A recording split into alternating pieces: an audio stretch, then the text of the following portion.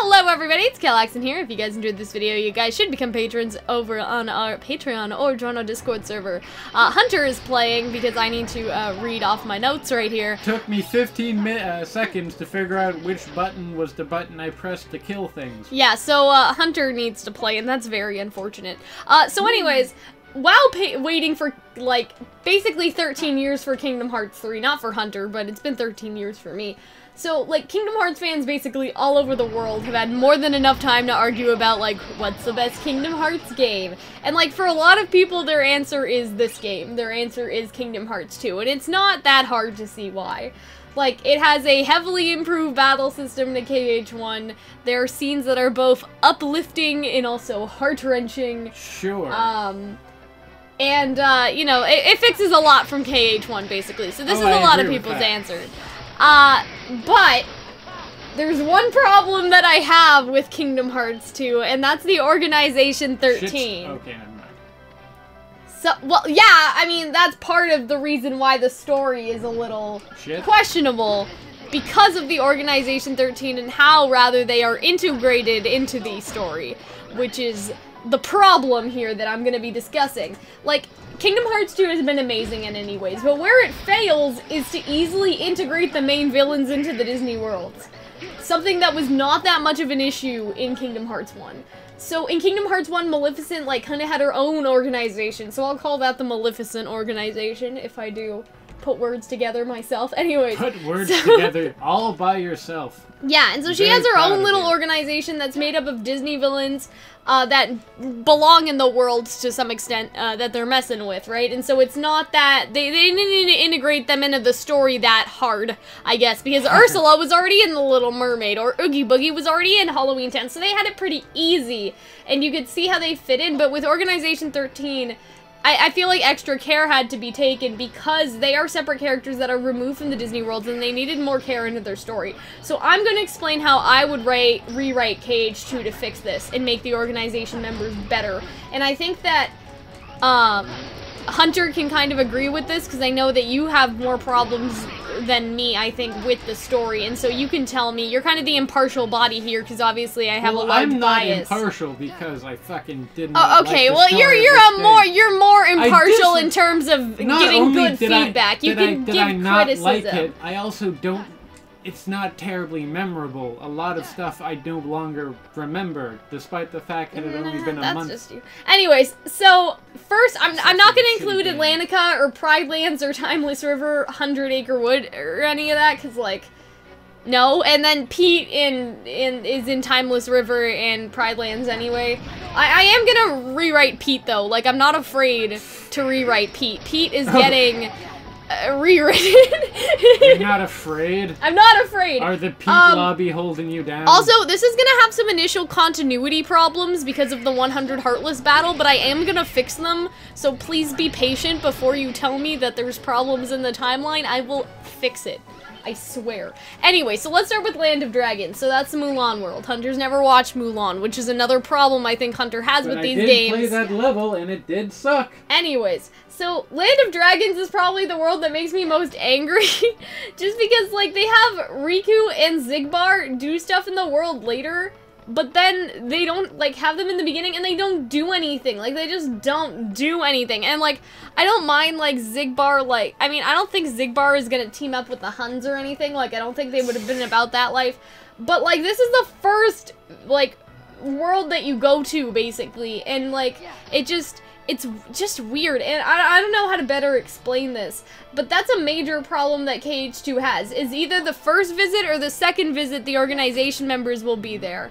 You know what I mean? Like, it's not like, they're not in both, it's only one or the other. Like, in the first storyline, you could say the Disney movie plays out, and then in the second, the organization members come to fuck shit out. Like, that's not what we should be aiming for right here. You know what I mean? So let's keep going. So if you remember in Land of Dragons, your first job is to, like, attempt to prove to Shang that you are not a fucking idiot. So I think that, like, there's some sort of, like, mission segment here where you have to do missions for Shang, and Shang will be like, okay, like, you're getting better, but you're not good enough yet. And so you have to do 3 of these, I think. And so I think that it would help if, like, at the end of the mission, like, they got really overwhelmed because obviously, like, they aren't that well equipped to deal with the challenges of the, you know, the Chinese army or whatever in that. So they'll struggle to sort of complete it because obviously, like, Sora's not a military man, you know what I mean? And so... No, when I look at the squeaking guy, I think, yeah, no, that's someone. I think that Riku should come to help push Mulan to victory. And this is where Sora will start to get, like, suspicious of the intentions of the people in the black coat. Because before this, all he's heard from Yensid and stuff was, like, the people in the black coat are evil. Please go kill them. Like, that's basically what he's been told, right? You know that Haley Joel Osment, the voice of this guy, almost played Harry Potter?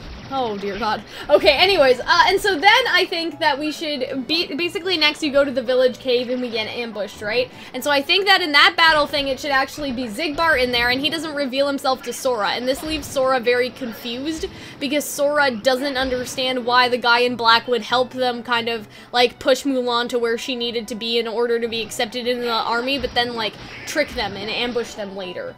And so I think that when we get, like, over to Shan Yu, like, it should be sort of the same thing that happens before. So Mulan realizes that Shan Yu is still alive, and, you know, we're on our way to go tell Shang, right? And it's all good. And I think that we should I think we should stop Shan Yu and all that. But as China bows to Mulan, Sora can see the Black Hood figure on the ground bowing as well, and ask Shang about him, and he's gonna be like, Shang, like, there's that guy in black in there, like with all this, like, military personnel, because basically what Kingdom Hearts 2 does is it copies and pastes all of the soldiers and puts them into that bowing scene. Do you know what I'm talking about, Hunter? Yeah, I know. Okay. Hunter's so bored by this, he's just yawning in the video. Anyway. I don't even know what I'm talking about. And so I think that in that crowd of, like, all of these military people, because they just copied and pasted people, right? Like, they weren't paying attention to who was actually there. There should be, like, the person in the black coat, right? And then Sora's like, listen, Shang, like, look out for that guy, like, he's a little weird. You know what I mean? And so... you know, Shang is like, okay, sure, Sora, whatever. And then we were on our way, right? And so then in our second visit, Mulan says that she's tracking the same person in the Black Hood that Sora told them about, right? Because Mulan, that's where we get to on our second visit. Mulan says she's tracking a guy in a Black Hood, but she doesn't really give a good reason why, other than, like, oh, he's sketchy, so I'm following. You know what I mean? Like, and so if, you know, they gave Shang and Mulan some incentive, like, to kind of go looking for this guy because he was kind of, like, being a little weird, you know what I mean? Like, that would have helped, I think. And then, you know, the same thing, you fight Riku on the mountain, and then they go to the palace and find Xigbar just like before and battle him.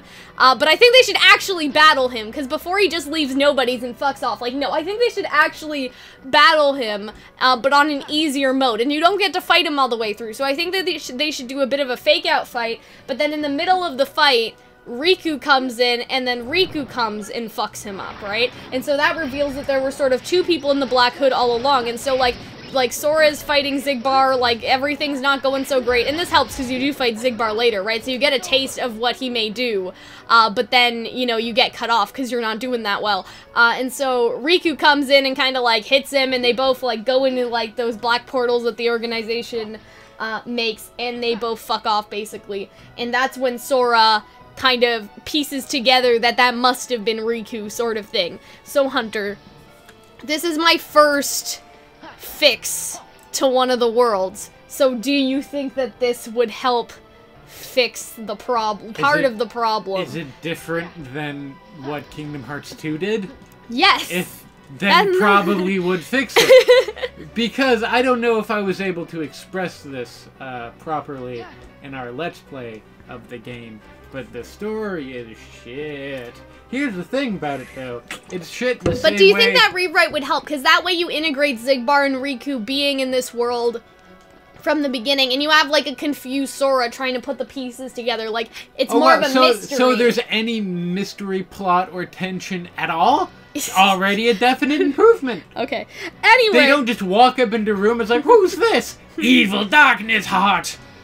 So let's Corruption! And I'm like, okay, let's keep going. I wonder what's going on here. So Beast Castle Sora is probably, must have had like... a goddamn lobotomy. Anyways, please continue. Beast Castle is probably the best one, because it started with Zaldin, and Zaldin was messing with the beast from the beginning, and then you see him on the second visit. So, there's only one thing I would change about this. So, you know how in Beauty and the Beast, Belle runs away? So I think Zaldin should play with the Beast, but then also play with Belle. So while Zaldin is talking to Beast and trying to get him to turn him into the Heartless, I think that we should also see Zaldin convince Belle to run away, and that only furthers Beast's anger, but obviously, you know, with our help, we would return her, you know, and I don't think that would conflict too much with the main sort of story of Beast's Castle. So I think that would also be an improvement if Zaldin wasn't just after the Beast, but he knew to get to the Beast, he would have to get to Belle, and so he kind of like, Belle, like, you should leave this place, you are a prisoner here, you know what I mean? And sort of, like, do it like that. So do you think that that would also be interesting, to see Belle kind of run and Sora have to be like, Belle, why are you running? Because Sora doesn't know that Beast held Belle captive in the castle. Because when we see Beast first, it's in Kingdom Hearts 1, and Beast never explains that he's holding Belle there against her will, right? So I think that would be sort of spicy. Do you think so? Sure, that's definitely the operative word. Spicy. Anyway. When I think of Disney cartoons from the 90s. Wait, do you know what I mean? Caliente. Like, they really knew what they were doing. I think that would be interesting, because then you see that Zaldin is very intelligent and he knows that these things will work both ways. I believe the word I was looking for earlier was muy caliente, but I said un Okay. because I also don't know Spanish. Okay. Anyways, so let's move on. So Olympus was probably the messiest in terms of trying to fix the organization, member. So instead of having Aaron, you remember Aaron, right? He's the Final Fantasy one, right? You're doing terribly right now, whatever you're doing. Anyways, I'm sure this is what I have to be doing. It's not. So instead of having Aaron, the Final Fantasy guy, I think that we should replace. You mean girl? No, the guy. Aaron. Yeah. I thought Aaron was Aerith? No. No. Aaron was the guy with the sleeve. Ah, yes. Okay, that's all I had to say. Aaron. Anyways, yes. So Aaron should be replaced by Demyx a little bit. Not entirely, like, I still think that Aaron should be down there and, like, hanging out and help them fight the Cerberus and whatever, but I have another idea. So, basically, Demyx is gonna follow in Roxas's footsteps. Demyx wants to fuck right off because Demyx is not appreciating what is going on right now. So I think that Demyx is doing Hades' dirty work here in order to get some sort of protection from the organization in the underworld, right? So I think that that's what we should do, right? And so Demyx steals the Medal of Olympus, which he already did anyway, but we never really get a reason. And so this would give him a reason. He would be doing Hades' dirty work. It would give him incentive and a reason to do so. You know what I mean? It would give him a motivation, right? And so I think that, yeah, Demyx is basically turning into a traitor like Roxas, you know what I mean? Like, he's seen, like, Roxas and all them and, like, how the organization has been treating people, and he wants out, so he goes to Hades, right? And so they fight Demyx, and Demyx loses, and then the rest of the world happens, like, the same with Pete and whatever, right? It's the same as before. So for the second visit, instead of Aaron being the one who's controlled by Hades, it's gonna be Demyx that has this little figurine of him. Because Hades has this little figurine of Aaron sitting on his desk. So instead, it'll be Demyx, right? So not for nothing, right? But, like, isn't Sephiroth supposed to be here? I beat him already, so he went home. Shit. He went home. He went home. He had stuff to do. Wherever that is. Anyway, so yeah, so Aaron is gonna get replaced, right? And so I think that, like, it's basically going to be the same way that they rescue Aaron, so going to get the little statue, but doing it for Demyx. And this will have Sora very conflicted, because Demyx is supposed to be part of the Organization 13, he's supposed to be the bad guy, but Demyx is also being controlled by Hades, right? So Sora has to kind of make a choice whether or not to let that keep going just because he's an organization member, or to be, like, a good person, right? And so that'll have Sora have some conflict, right? And so Demyx regains control and disappears, and since Hades can't go after him, he throws Meg in the river for punishment, and that's basically how the other world ended. So I think that this would help, because, like I said, Hunter, it gives Sora, like, some emotional, like, conflict, right? Because the organization is supposed to be, like, his enemy, but at the same time, so is Hades, and Hades can't just control whoever he wants to, even if they're bad, sort of thing. Like, that's how I kind of see it. And so later, if you remember, he's the Dance Water Dance one, right? And so they meet in Hollow Bastion. Oh, that fucker. Yeah. And so Sora said, I think that here's what the conversation. So remember that Sora has saved Demyx at this point in my rewrite. So Sora's like, hey, you could have at least said thank you, like sort of as a joke, right? So Demyx says that now that Hades wasn't protecting him anymore, he doesn't have any other choice. We fought him right here. It was right here. Remember? Thought it looked familiar. Yeah, and so now there's only this asshole. I think that, like, Demyx can be, like, so emotional and scared, like here, despite not having a heart, allegedly. But instead, you know, this is where we can have the line, we do too have hearts, don't be mad. So that's where the line comes in, and the line can be sort of the same again, right? You understand? And so this will have, like, Sora be very conflicted, and we know that the organization members, because of 3D, they really do have hearts, they just grow back over time. And so this will have, like, again, Sora having some conflict. So, like, does Demyx deserve to be controlled by Hades just because Demyx is in Organization 13? Does he save him from Hades? Like, is there a side of the organization he hasn't seen yet? Because Demyx seems very desperate to him as they fight. Like, he doesn't have any other choice to fight Sora, because his choice is where, listen, you tried to run away, organization members don't run, boo, so either you're going to fight Sora, or we're gonna kill ya, right? You know what I mean? And so this can show sort of that how the organization is treating some of the other members and have a lot of conflict. So, Hunter, what do you think about kind of what I've just explained? As, like, part I think that it is words that are formed into sentences, and that those sentences built into paragraphs which support your thesis. Okay. But do you think that that would be better? Because you get to see Sora kind of like, because it's that idea of like the enemy of my enemy is my friend, right? Yeah, so that does he decide whether Hades is like his friend in this situation, or is it the organization that's like, because you know what literally I mean? any like conflict that involves, you know, character and not darkness, it would be better than what they did. I'm glad you. By virtue of that, it is an improvement. So you're saying that I'm not like a genius here or anything, but like they set the bar so low. I don't Anyway. I don't doubt that in this rewrite would have some positives that I could see, but there's two significant issues, Cal. First being, I didn't like that game very much, so you're right, a lot of changes to it I wouldn't mind, and also, too, I don't really remember the game that well. So, well, yeah. I mean, this is, like, we'll see what people think if they decide to watch this. I'm also not very good at the game, as those at home can see. Yeah. So, here's for Port Royal. So, this was the Pirates. So, here's where we're getting good. So, I'm getting rid of Pete for the greater good. Pete doesn't need to be here, okay? So, Pete is getting deleted. So, I think that instead... Wait, don't you think you missed the point of Kingdom Hearts that is like gratuitous Disney fanfiction? Yeah, but like Pete's in all of the other worlds, like Pete's in Timeless River and in Pride Lands. Like he has two, like he's okay. Nice. Like Pete had his own little like arc in like the Timeless River thing, right? Like trying to go against Maleficent and all that. Like Pete is okay. So we're taking Pete out of Port Royal. He doesn't get to stay here. So I think that you're just going in circles, bruh. So I think that Pete should be replaced with Luxord, and Luxord should control Barbossa with the medallions. So Luxord is on the ship when Elizabeth gets captured and everything, and Barbossa gives that speech. And Elizabeth asks, like, why Luxord is working with pirates and stuff, because he doesn't look like a conventional pirate. Like, he doesn't look like he's from this world, right?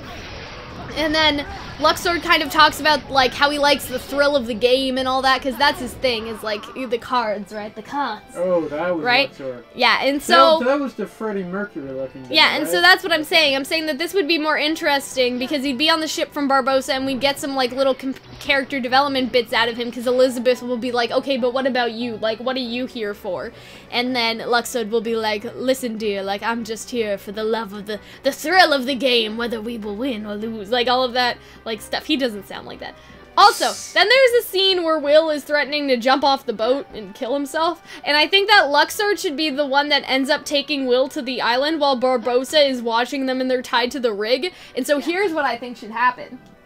I think Jack and Barbossa should have a conversation about, like, why Barbossa, if he's this, like, big, mighty pirate, is taking orders from Luxord, who's not a pirate. So they should have, like, a pirate bonding moment. You understand what I mean? Because I haven't watched the Pirate in the Caribbean movies in a while, but I think Barbossa and Jack know each other, right? Like, they're on, like, they know of each other, at least. I think they're familiar. Right? Yes. Yeah, they're familiar. And so, I think that Jack should be like, mate, like, what? Like, how could you give your balls to, you know, to this person who's not a pirate? Like, you know, that's not in the pirate code or something like that. Like, As pirates are known for our legislation. Like, strict regulation. I just want Jack to, like, roast him. Like, roast Barbossa for somehow, like, giving up his control to Luxord, right? Like, you know what I mean? So I want them to have, like, it's like, I don't know, like if you gave up, like, your supervillain powers or something, and other supervillain, or, like, and superheroes are like, well, what are you doing? You know what I mean? It'd be kind of that sort of, like, same time. Like, you know, like, you don't just give up your power, you know, like, something like that. And so I think that they use this conversation to distract Barbossa. And so what happens is they untie themselves and they end up beating up Barbossa right there, right? And then they go to the island. And I think that, at the end of the world, Luxord should basically turn Barbossa into a Heartless. Like, into that lizard Heartless that we had to fight, the one that blended into the walls. So Luxord ends up doing that to kind of get rid of Barbossa, right? Boy, do I remember that. And so now, on the second visit, Luxord will be controlling Barbossa's pirate crew and using the Grim Reaper Heartless just like before. And everything happens kind of more or less the same, but you kind of have this idea that Luxord is taking over everything, and Luxord is really, like, fucking up in this world, like, fucking this world up, right? And, like, you have this, like, large development with Luxord that he can be very manipulative, and it manipulates these Disney characters into changing their original stories, right? And, like, it develops his motive and characters, because we do fight him later, remember? Like, how, we're going in the world that never was and whatever. Like, do you remember that, do you think? Because he's like, whoosh, the cards, and turns Sora into, like, a deck of cards and stuff like that. And so I think that this would really, like, flesh him out and everything, you know what I mean? I think it would help. It would.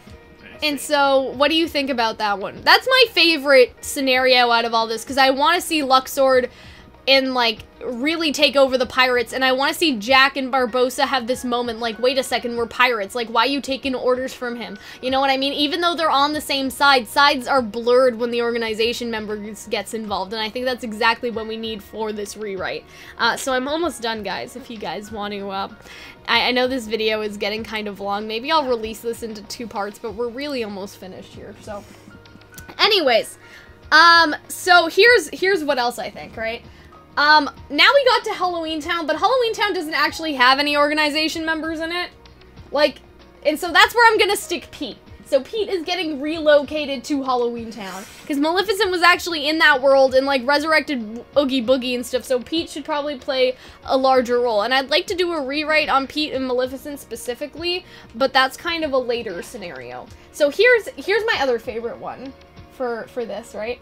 Yeah. So I'm gonna explain now Agrabah.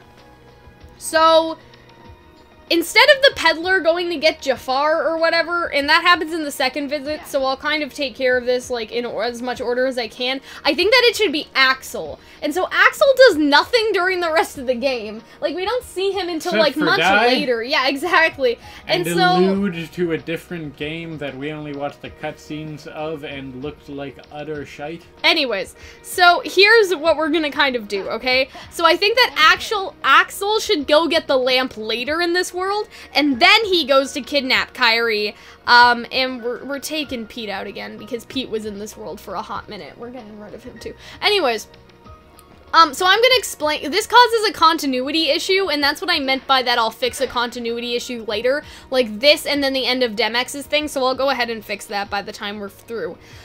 So basically my idea is that the main, like, thing in the first visit of this world is that Aladdin is sad, and we have to figure out why Aladdin is sad, but Aladdin is sad because Genie's gone, and Genie's, like, free and everything, but, like, that makes him sad, because, like, Genie's his friend. My friend's no longer an indentured servant to me. Wham! And so, I think that Axel can obviously really relate to that, right? Because Axel has lost a friend too, so what I think is that Aladdin and Axel should actually, like, sort of become, like, weird friends, like, for a minute, that, like, you know, somehow Axel overhears Aladdin trying to tell this to Abu or something, and Axel's just like, I know how you feel, bud, like, I lost one of my friends too, and like, Aladdin's like, the fuck? Like, you know what I mean? Like, who? But anyway, because Jasmine is worried about Aladdin because he's distant and, like, everything, and so I think that what Aladdin should be doing is spending time with Axel, right? Because Aladdin misses Genie, and then Aladdin misses Genie, and then Axel misses Roxas, right? And so I think that they should end up together in the Cave of Wonders. So Sora comes across Aladdin and Axel at the bottom of the cave, and then Sora's like, why are you hanging out with someone from Organization 13? And then Aladdin tries to explain that Axel, like, isn't bad or anything, but, like, that doesn't work. So they leave, and instead, Jasmine is now in danger, not because of Pete, but a large Heartless, those two Heartless, that it seems that Axel is actually summoned out of, like, because he was angry or something. I don't know. I think that's how it works. Organization members have weird, like, jurisdictions over Heartless. Like, it doesn't exactly work the way I'm explaining, but y'all understand. We're retconning a whole game, apparently. Yeah, I know. So like, during the second visit, though, Axel is the one who lets Jafar go. And I think this is where the most interesting part gets, right? And so I think that they find Axel in the ruins. Remember, we had to do the magic carpet minigame? And so he makes a deal with Jafar to get him to use his magic in order to distract Sora. Because remember how Jafar has this little ghost in it, like, sends him on a wild goose chase to the ruins or whatever? So instead of that being Jafar's ghost, which was stupid anyway, it'll be Axel leading them to the ruins, right? And Axel explains that he wanted the magic that Jafar has to try and bring back Roxas, right? But then Sora explains that he didn't need to make a deal with Jafar. That's not how genie lamps work. With genie lamps, you just wish and they're supposed to do it. But obviously, Axel doesn't know that because, like, he's very, you know, sheltered in his fairy tale knowledge, right? He doesn't know how to work a genie lamp. And so they decide to go, like, kind of go after Jafar because Axel wants to demand his wish. Right? Because now they can do it. And so this, again, sort of has Sora working with the Organization 13, but in a weird way. Like, they have to go get Jafar, and so Axel, like, sort of has to come with them. Like, it's by virtue of, you know, it's by virtue of, like, needing Jafar's help, in a sense. You know what I mean? And so I think that, or needing Axel's help to get Jafar, I should say.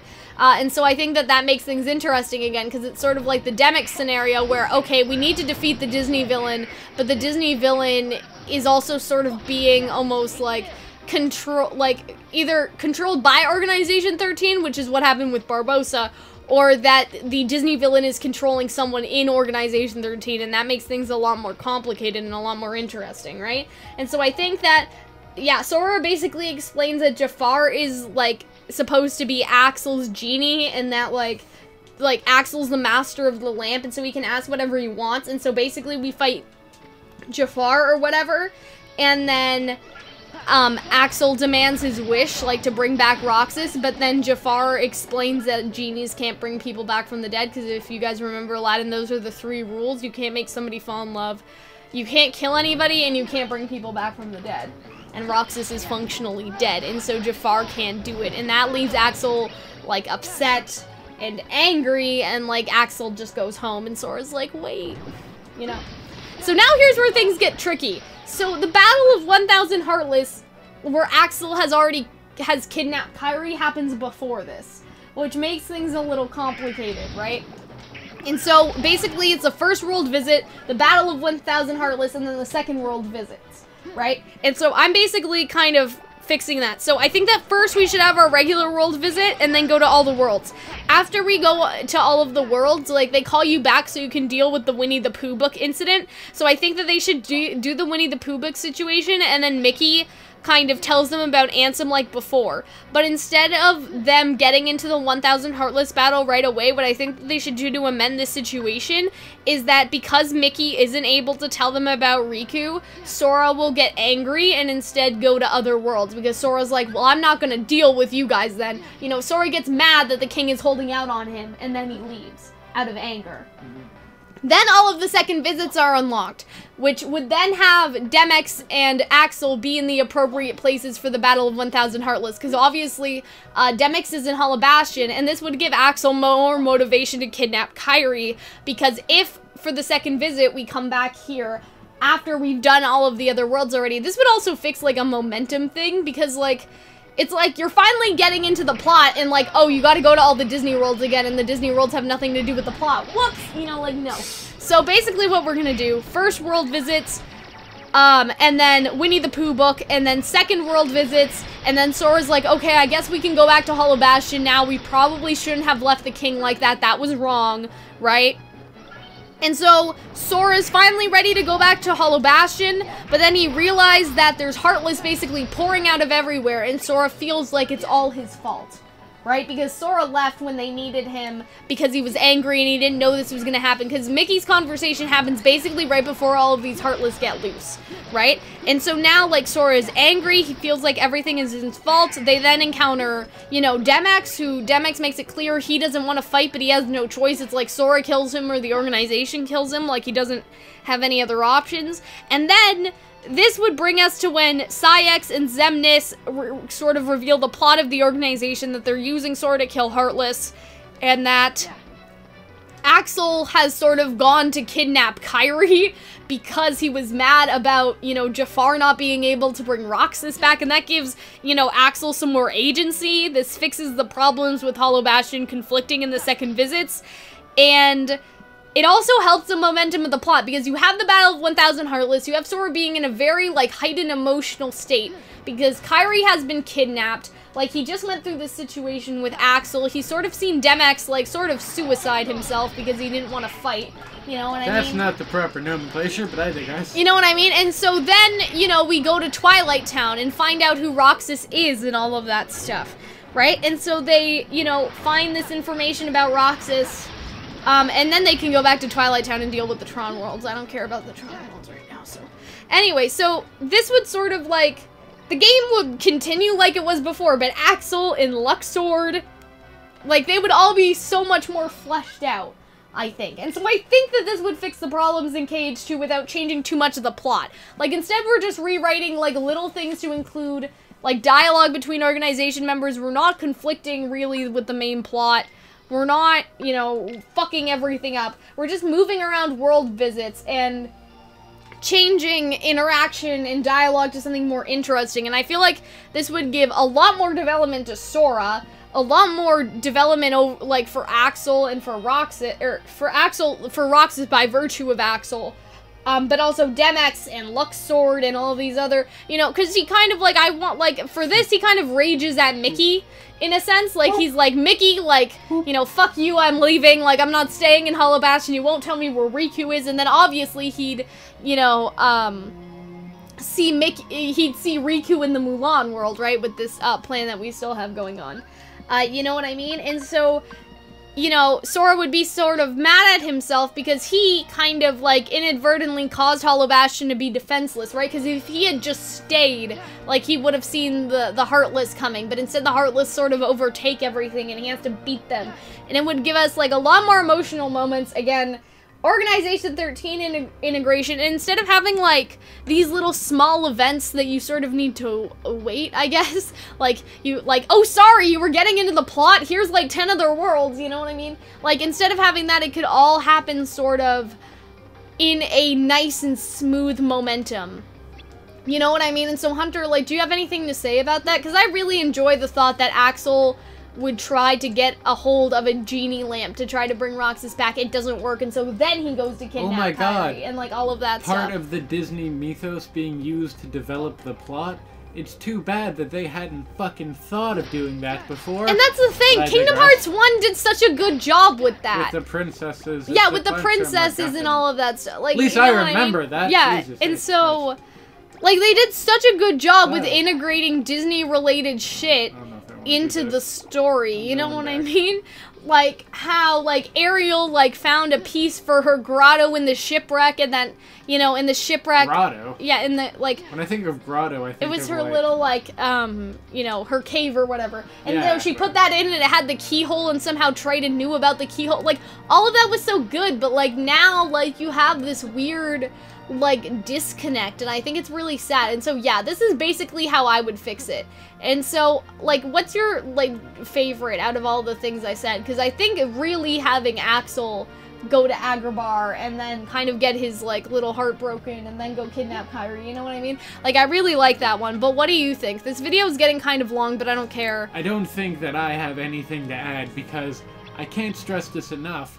These game stories aren't good. I haven't, like, applied knowledge of these games anywhere.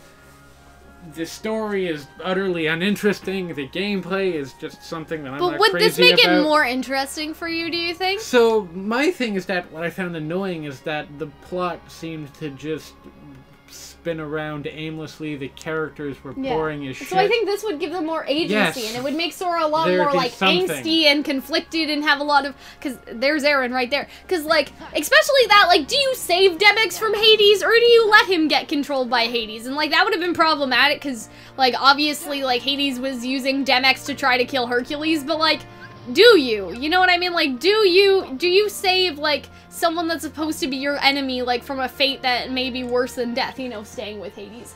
Or, like, do you, like, feel really bad for Axel that Axel, like, couldn't resurrect Roxas? Because later, that's what Axel says, right? I wanted to see Roxas, but Sora doesn't know that before that point, so this could be Sora knowing, like, how much Roxas seems to mean to Axel and, like, some of the other characters, you know what I mean? Because Demyx is trying to run away because of what they did to Roxas, you know? Like, it's all, like, Roxas is such a main part of the plot, especially, like, in my rewrite. I want to have him at sort of the center of things, and so that's why Axel and Demyx are really acting out. It's because of Roxas, because that's the whole thing in Twilight Town. It's trying to figure out who Roxas is and investigating. You know what I mean? Like, that's the whole thing, and so, like, why not? That's basically what I'm saying. Like, why not? And so I want to hear what you guys think of this, if anybody watches this. I think that this would really fix a lot of things. And then we get so much, like, more enjoyment in Kingdom Hearts 358 over 2 days with the organization members. Like, they're so fleshed out in that game. That it would be interesting to see them given that same amount of attention, because I think that that's really sort of the worst part about Kingdom Hearts 2, is you have this cast of, like, interesting looking characters. Interesting looking? Yeah, interesting, well, that's not what really. I'm changing. I'm making them so they are interesting now, that they have sort of a motivation, and that, you know, because Demyx, like, said that he wasn't really kind of, like, he didn't want to go kill Sora, like, that was a messy sort of job for him, you know, like, he already had those sort of bits of dialogue that hinted that he may not be all in for this, but this could really prove it, like, going to the Lord of the Dead to avoid Organization 13, like, Organization 13 must be shitty, if that's where he's going, you know what I mean? It would give them all of this new meaning, and I really like that, and it's not just like, oh, Cal, you like it because you wrote it, like, yeah, but, like... No, make no mistake. Make no mistake. I am a narcissist. That is why. However, but I'm saying that, like, the attack button not working. I think that, like, why. it would. I think it would help, and I think that Hunter, like, that you would have enjoyed it more if that were the case, because I think that, like, Kingdom Hearts 1 again did such a good job, and Kingdom Hearts 2 should have gotten that same good job in comparison. Anyway. Don't overpraise. Anyway, so if you guys enjoyed this video, remember you guys should join our Discord server, become patrons over on Patreon. I'm not the person to do Kingdom Hearts videos. I know, but I just wanted your, like, third-party opinion. You know what I mean? Incredibly biased third-party. Well, opinion. you know, because this isn't just about Kingdom Hearts. This is about what makes good storytelling, and I think developing your main villains would probably assist you with good storytelling. So here's hoping for next Kingdom Hearts game, because it seems like that they've learned their lesson judging by the trailers, but, like, we'll see. Anyways, again, if you guys enjoy this, I know this got a little long, but that's too fucking bad. And, you say that like it's their fault. We'll see you later. Bye, guys.